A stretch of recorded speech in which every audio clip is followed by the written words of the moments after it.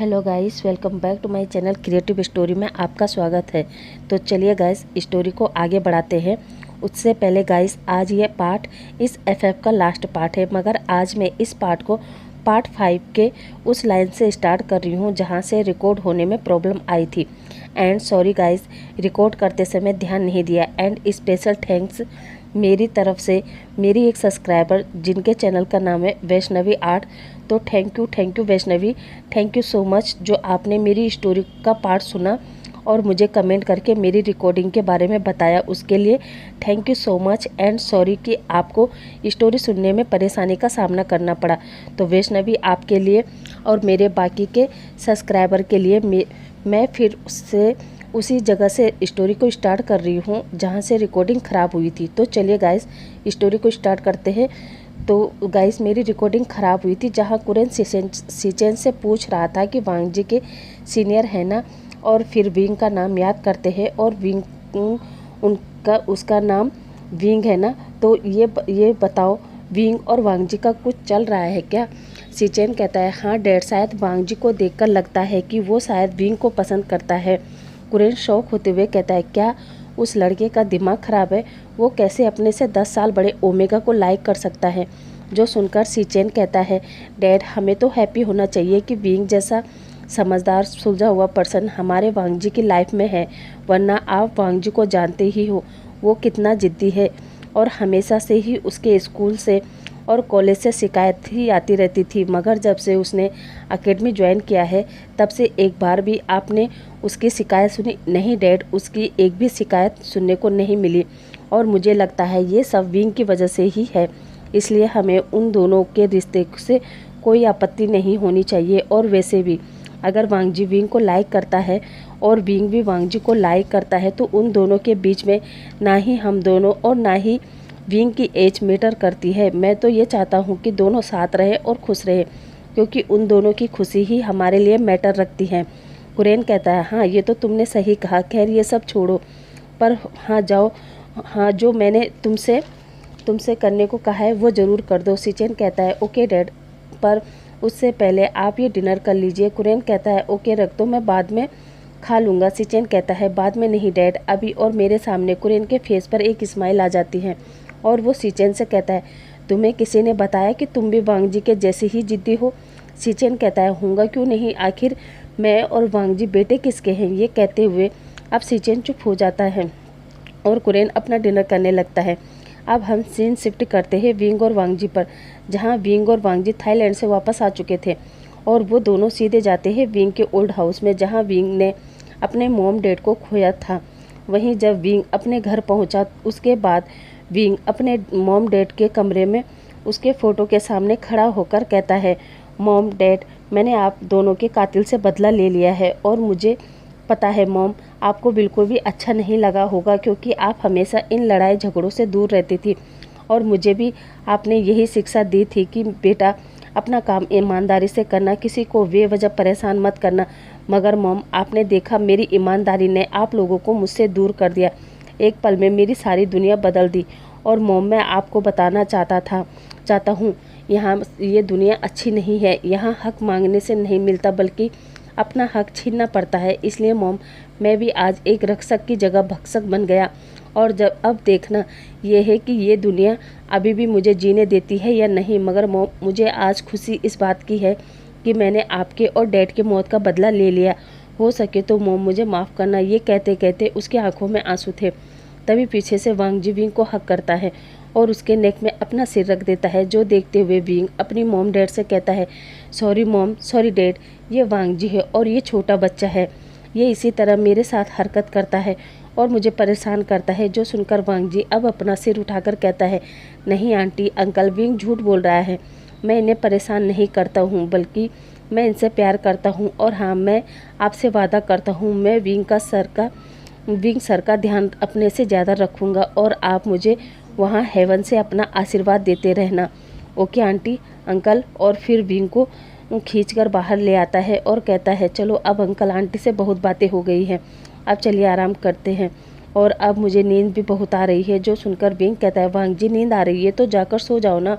वांग जी कहता है, नहीं मैं अकेले नहीं सोऊंगा, मैं आपके साथ सोऊंगा। ये कहकर वो विंग को अपने साथ विंग के कमरे में ले जाता है और विंग को बेड पर लेटाकर उसके साथ लेट जाता है, जो देखकर विंग कहता है, ओहो वांग जी रुको, पहले मैं शावर लेकर आता हूँ। वांग जी कहता है उसकी ज़रूरत नहीं है, और वो विंग को वैसे ही लेटाकर उसके लिप्स को कैप्चर कर लेता है और उसे किस करने लगता है, जो देखते हुए विंग किस को ब्रेक करता है और वांग जी से पूछता है, ये क्या है, तुम्हें तो नींद आ रही थी ना, फिर ये सब क्या है। जो सुनकर वांग जी कहता है, ओहो सर, आप भी समझते नहीं है, ये हमारा डेली रूटीन है, उसे तो पूरा करना ही होगा ना, वरना ना तो आपको नींद आएगी और ना ही मुझे, इसलिए शांत रहिए और आप भी मेरा साथ दीजिए। ये कहते हुए वो फिर से विंग के लिप्स को कैप्चर कर लेता है और फिर धीरे धीरे वो लोग अपनी नाइट एक्टिविटी भी चालू कर देते हैं। अब हम नेक्स्ट मॉर्निंग का सीन देखते हैं, जहाँ विंग और वांग जी घर से बाहर आते हैं तो देखते हैं वहाँ ब्लड के निशान पड़े हुए थे। ये देखते हुए विंग और वांग जी पहले तो हैरान होते हैं कि ये सब क्या है, और फिर वांग जी कहता है शायद कुत्ते बिल्ली में लड़ाई हुई है। मगर दूसरी तरफ हम देखते हैं घर के पीछे साइड एक बड़े से गड्ढे में बहुत सारे बॉडीगार्ड बेहोश पड़े थे और उनमें से एक की जेब में मोबाइल रिंग हो रहा था, मगर अफसोस जिसने आंसर देना था वो बेचारा तो बेहोश पड़ा था। उधर दूसरी तरफ विंग देखता है कि घर के बाहर एक ब्लैक कलर की कार खड़ी है और विंग कई दिनों से अपने पीछे उस कार को नोटिस करता है। वही हमारा वांग जी जो पहले ही समझ चुका था कि इस घर के आसपास कुछ तो हुआ है, और ये भी समझ जाता है कि ये सारा मेस उसके गार्ड ने ही साफ़ किया है। इसलिए वांग जी विंग से कहता है, विंग चलो, मैंने कहा ना स्ट्रीट डॉग और कैट होंगे, इसलिए चलो। विंग भी हाँ में सिर हिलाता है और निकल जाता है। अब हम इधर देखते हैं वेन मेंशन में, जहाँ वेन रूहान का पर्सनल बॉडीगार्ड अपने उन बॉडीगार्ड को कॉल किए जा रहा था, मगर जब उसे कोई आंसर नहीं मिलता तो वो वेन रूहान के पास आता है और वेन रूहान को बताता है कि सर हमारे बॉडीगार्ड जवाब नहीं दे रहे हैं। जो सुनकर वेन रूहान कहता है, मुझे पता था ऐसा ही कुछ होगा। अच्छा तुम एक काम करो, विंग के रिलेटिव और लैन कुरेन के बेटों के बारे में सारी जानकारी निकालो और उन सब की रिपोर्ट 1 घंटे में मेरी टेबल पर चाहिए, समझे। वो बॉडीगार्ड कहता है, जी सर। अब हम 1 घंटे बाद का सीन देखते हैं, जहां विंग के बारे में और लैन फैमिली के बारे में सारी डिटेल वेन रूहान के सामने थी। जहां बॉडीगार्ड वेन रूहान को बताता है कि सर विंग उसके मॉम डैड के अलावा तो कोई और नहीं है, मगर हाँ जब विंग और उसके फैमिली पर हमला हुआ था तब किसी जियान फेमियान नाम के बंदे ने उसके मॉम डैड का फ्यूनरल किया और विंग का इलाज भी उसके हॉस्पिटल बिल पर, हॉस्पिटल के कागज़ पर, सब पर जियान फेमियान के सिग्नेचर ही थे। और मैंने पता किया है ये पर्सन यहाँ नहीं बल्कि संगाई में रहता है और इसका बेटा हमारी ही पार्टी के युवा नेता है। वेन रूहान कहता है, ओ फिर उन्हें यहाँ बुलाओ, हम भी उनसे बात करते हैं। वो बॉडीगार्ड कहता है, जी सर। और लैन फैमिली के बारे में इतना ही पता चला कि मिस्टर लैन कुरेन और उनका बड़ा बेटा सीजेन दोनों ही अपना बिजनेस संभालते हैं और छोटा बेटा लैन वांगजू वो पुलिस एकेडमी में ट्रेनिंग कर रहा है और वी भूषण उनका सीनियर है, वही उसको ट्रेनिंग देता है। वेन रूहान कहता है, वी भूषण मतलब विंग ना, विंग तो पहले इंस्पेक्टर था ना, फिर वो ट्रेनर कैसे बना। वो बॉडीगार्ड कहता है, वो सर जब वो पूरी तरह ठीक होकर आए तो तब उन्होंने पुलिस इंस्पेक्टर का पद को छोड़कर ट्रेनर बनने की मांग रखी थी और उनकी इस बात को कमिश्नर ने अप्रूवल भी दे दिया था। वेन रूहान कहता है, पता करो कि उसने इंस्पेक्टर की जॉब को मना क्यों किया। वो बॉडीगार्ड ओके कहता है और फिर इधर अब हम कुछ दिन बाद का सीन देखते हैं, जहां चैन के पास वेन रूहान के गार्ड का कॉल आया था। उसने चैन को बीजिंग बुलाया था, जो देखते हुए चैन सोचता है कि मुझे पता था ये बहुत जल्द मुझे बुलाने वाला है, इसलिए अब चैन बीजिंग आने से पहले विंग को अपनी आने की खबर, साथ ही वो किससे मिलने आ रहा है वो सारी डिटेल विंग को दे देता है। विंग भी अब चैन को कुछ समझाता है और फिर फ़ोन रख देता है। अब हम अगली मॉर्निंग का समय देखते हैं, जहाँ चैन अपने डैड से कहता है, डैड मैं बीजिंग जा रहा हूँ वेनचाओ से मिलने, और हाँ आप अपना और मॉम का ध्यान रखना क्योंकि वो अभी जख्मी है और जख्मी चाहे शेर हो या फिर डॉग दोनों ही खतरनाक होते हैं, इसलिए आप दोनों संभल के रहिए। और हाँ विंग ने कहा है वो आपकी सेफ्टी के लिए अपने 2 ऑफिसर भेज रहा है, उसका नाम शाओशिन चैन और न्यूसेन है। जियान फेमियान कहता है, तुम हमारी चिंता मत करो, हम अपना ध्यान रख लेंगे, मगर अब हमें वेन रूहान को भी पूरी तरह बर्बाद करना होगा, तभी मेरे भाई जैसे दोस्त की आत्मा को शांति मिलेगी। चैन कहता है हाँ डैड, आप फिक्र मत कीजिए, उसी के लिए मैं जा रहा हूँ। ये कहकर चैन बीजिंग के लिए निकल चुका था। अब हम चैन को बीजिंग में देखते हैं, जहाँ वो एक ब्लैक कार में आया था। वहीं ट्रैफिक में उसके बराबर में एक कार और रुकती है, जिसमें से हमारा विंग चुपके से निकलता है और चैन की कार में बैठकर उसे एक पैकेट देता है और फिर वापस से अपनी गाड़ी में बैठ जाता है। अब हम कुछ देर बाद का सीन देखते हैं, जहां बेन रूहान के मेंशन में घुसने से पहले जियान चैन की अच्छी तरह से तलाशी ली जाती है, मगर बेन रूहान के गार्ड को कुछ भी नहीं मिलता। वहीं चैन अंदर जाने से पहले अपने पॉकेट में रखे पेन को सही करता है और अपनी घड़ी में एक टाइम सेट करता है। दूसरी तरफ हमारा विंग और वांग जी दोनों कान पर हेडफोन लगाकर कंप्यूटर पर बैठे थे। वहीं इधर एक सर्वेंट जियान चैन को हॉल में बिठाता है और सीधा बेन रूहान को बुलाने चला जाता है। वहीं कुछ देर बाद बेन रूहान भी चैन से मिलने आता है और पहले तो वो दोनों हाथ जोड़कर एक दूसरे को ग्रीट करते हैं। उसके बाद वो लोग कुछ कॉफ़ी वगैरह पीते हैं, पॉलिटिशियन से रिलेटेड कुछ बातें पूछते हैं और फिर बातें करते करते बेन रूहान असल मुद्दा पर आ ही जाता है और वो चैन से पहला क्वेश्चन करता है कि विभूषण से आपका क्या रिश्ता है। जहाँ चैन को गुस्सा तो आ रहा था, मगर फिर भी कहता है कुछ नहीं, वैसे बहुत पहले उसके डैड और मेरे डैड बेस्ट फ्रेंड हुआ करते थे, मगर वो बिजनेस के लिए संघाई छोड़कर बीजिंग आ गए थे। बस वैसे भी ये तो मेरे बचपन की बात है, मगर आप अभी ये सब क्यों पूछ रहे हो। जो सुनकर बेन रूहान कहता है नहीं ऐसे ही। तभी चैन कहता है ऐसे ही तो आपने पूछा नहीं होगा, क्योंकि शायद आपको याद नहीं है, मैं भी एक पॉलिटिशियन हूँ और पॉलिटिशियन किसी से कोई भी बात करता है या पूछता है तो उसके पीछे उसका कोई मतलब होता है। अगर सर आप मुझसे खुलकर बात कर सकते हैं। बेन रूहान कहता है ओके मिस्टर चैन, फिर मुझे साफ साफ बताइए कि आपके डैड ने विंग का इलाज दोस्ती में करवाया है या फिर उसके पीछे कोई राज है जो शायद आप नहीं जानते हैं। चैन कहता है नहीं सर, हमारे घर में किसी के बीच भी किसी से लेकर कोई पर्दा नहीं है। बेन रूहान कहता है अच्छा, फिर मिस्टर विभूषण ने अपने 2 कांस्टेबल कैंडिडेट संघाई क्यों भेजे और आपने भी अपनी घड़ी में ये 5 बजे का टाइम क्यों सेट करके रखा है, जबकि अभी तो 2 ही बज रहे हैं। आप लोग मुझे बेवकूफ़ समझते हैं मिस्टर जियान चैन। मैं अच्छे से जानता हूँ कि आपकी गाड़ी में कौन आया था और आपकी अपनी घड़ी में ट्रांसमीटर लगा रखा है ताकि अपने घर पर बैठे विंग और लैन वांग जी हमारे बीच की सारी बातें सुन सके। क्यों जियान चैन, मैंने सही कहा ना। इधर विंग और वांग जी दोनों शौक। तभी विंग कहता है ओह शिट, इसे ये सब कैसे पता चला कि हम इस पर नज़र रखे हुए हैं। इधर बेन रूहान कहता है और हाँ मिस्टर जियान चैन, आप मेरे साथ जो खेल खेलना चाहते थे ना, वही खेल अब मैं तुम्हारे साथ खेलूँगा, क्योंकि इस खेल के खिलाड़ी मेरे पास है। और फिर वो चैन के मोबाइल पर विंग के मोबाइल पर एक मैसेज की आवाज़ आती है, जिसमें एक वीडियो थी और वीडियो में जियान फेमियान, मैडम यू, श्याओ सिन चैन और न्यू सेन को पकड़कर बंदी बनाया गया था। वो देखते हुए चैन और विंग दोनों घबरा जाते हैं। इधर वांग जी भी विंग का मोबाइल देखता है और पूछता है विंग ये कौन है। विंग कहता है वांग जी ये मेरे डैड के फ्रेंड है और आज अगर मैं जिंदा हूँ तो इन्हीं की वजह से, मगर मैंने बेन रूहान को हल्के में ले लिया। इसके बेटे को मारने से पहले मुझे इसको मारना चाहिए था। वांग जी कहता है फिर देर क्यों, चलो चलते हैं। ये कहकर विंग जैसे ही वो हेडफोन निकालने वाला था, तभी विंग को एक आवाज़ आती है विंग मुझे पता है तुम मेरी आवाज़ सुन रहे हो, तो सुनो।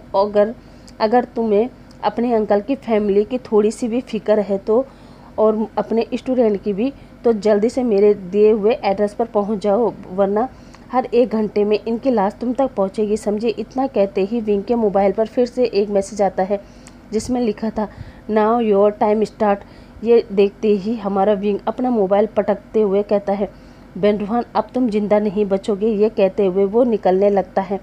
तभी वांग जी विंग का हाथ पकड़कर कहता है विंग मैं भी तुम्हारे साथ चलूँगा। ये कहते हुए विंग कहता है नहीं वांग जी, ये मेरी आखिरी लड़ाई है और इसे मुझे ही लड़ना होगा, वरना मैं अपने अंकल आंटी को भी खो दूँगा, जिन्होंने अपने बेटे की तरह ही मुझसे प्यार करते हैं। और वो जाते जाते वांग जी को हक करता है और उससे कुछ कहता भी है, जो सुनकर वांग जी केवल मुँह में जवाब देता है और फिर विंग निकल जाता है बेन रूहान के बताए हुए एड्रेस पर। अब हम कुछ देर बाद का सीन देखते हैं, जहाँ विंग बेन रूहान के बताए पते पर पहुँच चुका था। और फिर जब बेन रूहान विंग को देखता है, वो हंसते हुए कहता है ओह तो तुम आ ही गए। वैसे मुझे मुझे बात मानने वाले बच्चे बहुत अच्छे लगते हैं। विंग गुस्से में बेन रूहान से कहता है बेन रूहान तुम्हारी दुश्मनी मुझसे है, इसमें जियान फैमिली वालों की कोई भी हाथ नहीं है। इसलिए उन्हें आराम से यहाँ से जाने दो, और तुम्हें अपने बेटे की मौत का बदला लेना है ना, तो मैं तैयार हूँ और तुम्हारे सामने खड़ा हूँ। बेन रुहान कहता है वो तो ठीक है, पर तुम्हारा वो पार्टनर, वो 20 साल का अल्फा लैन वांगजी, वो कहाँ है? आखिर उसे भी तो यहाँ होना चाहिए ना, क्योंकि उसी ने तो तुम्हारा साथ दिया था। तो उसे भी बुलाओ, क्योंकि अब पहले मैं वांगजी को तुम्हारे ही आंखों के सामने मारूंगा, क्योंकि तुम्हारा उसके अलावा कोई और तो है नहीं। वैसे भी मुझे उसके बाप को भी तो सबक सिखाना है, और तुम उसे प्यार भी करते हो, इसलिए तुम्हारी आंखों के सामने तुम्हारे प्यार को मानने में बड़ा मज़ा आएगा। इसलिए जल्दी उससे भी कॉल करो। विंग अब घबराते हुए कहता है उसे क्यों? उसने कुछ भी नहीं किया है। वेन चाओ को मैंने मारा है, उसने नहीं। फिर उसकी क्या ज़रूरत है? वेन रुहान कहता है ज़रूरत है, तभी तो तुम्हें कॉल करने को कह रहा हूँ, वरना मैं तुम्हें क्यों बोलता कि तुम उसे बुलाओ। वैसे शायद तुम्हें पता नहीं है, मैं अपने दुश्मनों को एक ही बार में मारना पसंद करता हूँ, क्योंकि मैं नहीं चाहता कि आगे चलकर उसका लवर, हस्बैंड, बच्चे या फिर बाप उसकी मौत का बदला लेने के लिए प्लानिंग पोटिंग करें। मेरा तो सीधा साधा फंडा है, एक ही बार में काम खत्म। वैसे लैन कुरेन और उसके बेटे सिचेन की मौत की खबर भी आती ही होगी, और वांगजी को तो मैं तुम्हारे सामने मारूंगा। ये सुनकर तो विंग के होश ही उड़ जाते हैं कि वेन रुहान वांगजी की फैमिली को भी मारना चाहता है। इसलिए विंग कहता है वेन रुहान, तुम ऐसा क्यों कर रहे हो? मेरे बदले की आग में ना ही जियान फैमिली का हाथ है और ना ही लैन फैमिली का, इसलिए मेरा कहना मानो, इन सबको जाने दो और मुझे मारकर तुम अपना बदला पूरा कर लो। वेन रुहान कहता है ओके फिर ठीक है, और वो विंग पर जैसे ही गन तानता है तभी एक आवाज़ आती है, इतने भी क्या जल्दी है वेन रुहान? अब सब लोग उधर देखते हैं जहाँ कोई और नहीं बल्कि हमारा वांगजी था। तभी वो विंग के पास आकर कहता है तुम ठीक हो विंग? विंग कहता है वांगजी तुम यहाँ क्यों आए? मैंने मना किया था ना। वांगजी कहता है विंग, मैं तुमसे बहुत प्यार करता हूँ, तो तुम्हें अकेले कैसे छोड़ सकता हूँ? और वो सबके सामने विंग को लिप किस करने लगता है। ये देखते हुए सभी लोग शौक, यहाँ तक कि वेन रुहान कहता है ये तुम दोनों क्या कर रहे हो? मौत की चौखट पर खड़े हो और तुम्हें रोमांस सूझ रहा है? तभी वांगजी किस को ब्रेक करता है और वेन रुहान को देखते हुए कहता है प्लीज़ अंकल चुप रहिए ना। वैसे भी किसी ने आपको बताया नहीं कि जब दो प्यार करने वाले कोई काम कर रहे हो तो उन्हें बीच में डिस्टर्ब नहीं किया करते। वेन रुहान कहता है बकवास बंद करो, और ये कोई गार्डन नहीं है जहाँ तुम ये चुम्मा चुम्मी करो। वांगजी कहता है ओह अंकल, आपने हमें गार्डन जाने का मौका तो दिया ही नहीं, तभी तो मुझे जहाँ मौका मिलता है मैं अपने विंग को वहीं किस कर लेता हूँ। वैसे आपने अभी तक न्यूज़ नहीं देखी? वेन रुहान शौक होकर कहता है न्यूज़? कैसी न्यूज़? तभी सबके मोबाइल पर एक साथ नोटिफिकेशन आने लगते हैं, जहाँ सभी मोबाइल देखने जा रहे थे। तभी वांगजी कहता है वैसे अंकल मैं ही आपको बता देता हूँ, आपके जितने भी गैरकानूनी काम थे ना, वहाँ पुलिस ने धावा बोल दिया है, और जो भी आपके वफादार कुत्ते थे ना, उन्होंने अपना मुंह खोल के सारी दुनिया को बता चुके हैं कि ये सारे काले कारनामे आपके कहने पर होते थे। इसलिए अब आप पॉलिटिशियन भी नहीं रहे, अब आप एक कॉमन मैन हैं जिसको पुलिस कभी भी गिरफ्तार करने आती ही होगी। ये सुनते ही वेन रुहान पागल हो जाता है और वो गुस्से में वांगजी की तरफ बढ़ता है और कहता है तुम्हें तो मैं। तभी वांगजी अपनी डार्क वॉइस में कहता है अंकल, आपको मेरे डैड ने मेरे बारे में बता दिया था ना, उसके बावजूद भी आपने मेरे विंग को अकेले यहाँ बुलाया, उस पर गन तानी, तो क्या आपको लगता था कि मैं आपको छोड़ दूँगा? नहीं अंकल, बिल्कुल भी नहीं, क्योंकि कोई मेरी तरफ या फिर मेरे अपनों की तरफ आंख उठाकर भी देखता है ना, तो मैं उसे नहीं छोड़ता। और आपने तो मेरे घर जाकर मेरे डैड को धमकी देने की कोशिश की, साथ ही अपने बॉडीगार्डों को भेजकर मेरे डैड और मेरे भाई को पर हमला करने के बारे में सोचा। ये आपने अच्छा नहीं किया, और अब मैं आपको लैन फैमिली की ताकत दिखाता हूँ। ये कहते हुए वो एक सीटी बजाता है और बहुत सारे गार्ड ब्लैक आउटफिट में अंदर आने लगते हैं, जिसे देखकर एक पल के लिए वेन रुहान डर जाता है और वो वांगजी से कहता है ये सब क्या है? तभी उन सभी गार्डों का हेड बॉडीगार्ड हान वेन रुहान से गन छीनकर कहता है मैं बताता हूँ, दरअसल लैंग वांगजी और कोई नहीं बल्कि ब्लैक हैट माफिया का छोटा बेटा लैन वांगजी है। वेन रुहान कहता है क्या ब्लैक हैट? ये तो वर्ल्ड का सबसे बड़ा माफिया है ना, और उसके बारे में भी लोग ज़्यादा कुछ नहीं जानते हैं। उनका केवल नाम ही सुना है, इनफैक्ट वो कहाँ रहते हैं, क्या करते हैं, ये भी कोई नहीं जानता। और तुम कह रहे हो कि वो ब्लैक हेड माफिया और कोई नहीं बल्कि लैन फैमिली है। हान कहता है यस, और लैन वांगजी उसी ब्लैक हेड माफिया का हायर है। जो सुनकर अब बेन रूहान भी घबरा जाता है और कहता है पर मैंने सुना है वो किसी भी पर्सन के साथ बेवजह गलत नहीं करते, फिर वो मेरे साथ कैसे गलत कर सकते हैं। जो सुनकर हान कहता है हाँ, इसीलिए तो उन्होंने अभी तक तुम्हारी लाइफ में कोई भी इंटरफेयर नहीं किया था, मगर अब तुमने हमारे मास्टर के प्यार पर हमला किया, इसलिए ब्लैक हेड माफिया इसमें इन्वॉल्व हुआ है। इसलिए अब तुम्हारे पास दो ऑप्शन है, या तो खुद को गोली मार दो या फिर खुद को कानून के हवाले कर दो। बच्चे कानून के हवाले करके बचे हुए ज़िंदगी का मज़ा लो, वो भी जेल में। इतना सुनते ही बेन रूहान के माथे से पसीना आने लगता है। वहाँ सब कुछ शांत हो गया था। बेन रूहान घबराते घबराते गन हाथ में लेता है और अपने आप को शूट करने के लिए नाटक करता है, मगर अचानक ही वो गन को सीधा वांगजी की तरफ पॉइंट करता है और गन चला देता है। अचानक विंग वांगजी को साइड करता है और गोली विंग के सीने में लग जाती है। ये देखते हुए वांगजी जोर से चिल्लाता है विंग, और विंग को जल्दी से संभालता है। तभी वांगजी हान से कहता है हान, इसे जल्दी से मार दो। और फिर शुयान और पुलिस वाले भी उस जगह पहुंच जाते हैं। अब हम सीन देखते हैं सीधा हॉस्पिटल का, जहां विंग का ऑपरेशन चल रहा था। वहीं शुयान, शाओ सिंचेन और न्यूसेन खड़े थे, साथ ही जियान फैमिली वाले भी। और फिर कुरेन और सीचेन भी हॉस्पिटल पहुंचते हैं, जहां वांगजी सीचेन को हक करके कहता है गग्गा मेरा विंग गगा। सीचेन कहता है वांगजी विंग को कुछ नहीं होगा, वो ठीक हो जाएगा। तभी फेमियान भी कहता है हाँ वांगजी, विंग ठीक हो जाएगा, वो पहले भी मौत को चकमा देकर वापस आया है, वो इस बार भी आएगा, तुम चिंता मत करो। अब डॉक्टर बाहर आते हैं और वांगजी को बताते हैं कि वो अब खतरे से बाहर है और वो 2 मंथ प्रेग्नेंट भी है, इसलिए उनका अच्छे से ध्यान रखना, क्योंकि गोली लगने की वजह से उनका बहुत खून बह गया है। और अब इसी तरह समय बीतता जाता है, जहां विंग वांगजी से नाराज़ होता है कि उसने बताया क्यों नहीं कि वो एक माफिया है। जो सुनकर वांगजी कहता है विंग, मुझे खुद पता नहीं था कि मैं एक माफिया फैमिली से बिलोंग करता हूँ, वरना मैं तुमसे ये बात कभी भी नहीं छुपाता, क्योंकि मैं तुमसे बहुत प्यार करता हूँ। हाँ, मैं तुमसे बहुत प्यार विंग कहता है हाँ, मैं बहुत बार सुन चुका हूँ कि तुम मुझसे प्यार करते हो, मगर लैन वांगजी, मैं तुमसे प्यार नहीं करता और ना ही तुमसे शादी करने वाला हूँ। वांगजी कहता है क्या कहा तुमने, दोबारा कहना। और फिर से वो अग्रेसिव वाले फेरोमोन्स रिलीज करने लगता है, जो देखते हुए विंग कहता है वांगजी बस करो, इन्हें रिलीज़ करना बंद करो। वांगजी कहता है बिल्कुल भी नहीं, पहले मुझे बताओ तुम मुझसे शादी करोगे या नहीं। विंग पहले तो मना करता है, मगर अब विंग की हालत ख़राब होने लगती है और वो वांगजी से कहता है ओके वांगजी, मैं तुमसे मैरिज करने के लिए तैयार हूँ। ये सुनते ही अब हम सीधा सीन शिफ्ट करते हैं 3 साल आगे, जहाँ आज विंग की मैरिज हो रही थी। साथ ही उनका वो छोटा सा बेबी अपने मॉम डैड के गोद में था और देख रहा था, जहाँ उसकी मॉम 33 ईयर्स ओल्ड में भी बहुत ब्यूटीफुल लग रही थी। वहीं हमारा वांगजी भी पहले के मुकाबले में और ज़्यादा हैंडसम हो गया था। साथ ही उसने और विंग ने बीजिंग के ही एक पुलिस स्टेशन में सीनियर और जूनियर का पदभार ग्रहण कर लिया था। और अब विंग वांगजी से एज में भी बड़ा था, पद में भी बड़ा था और घर में भी विंग का बोलबाला चलता था। तो गाइस, इसी हैप्पी मोमेंट पर मैं अपनी इस स्टोरी को समाप्त करती हूँ। आई होप आपको पसंद आई होगी। अब हम आपसे कल मिलते हैं, योर आइज सो ब्यूटीफुल को कंप्लीट करेंगे और उसके बाद मैं आपके लिए न्यू स्टोरी लेकर आऊँगी। तो चलिए गाइस, आपसे कल मिलते हैं, तब तक के लिए आप खुश रहिए, मस्त रहिए और मेरी स्टोरी को एंजॉय करिए। Thank you, bye bye.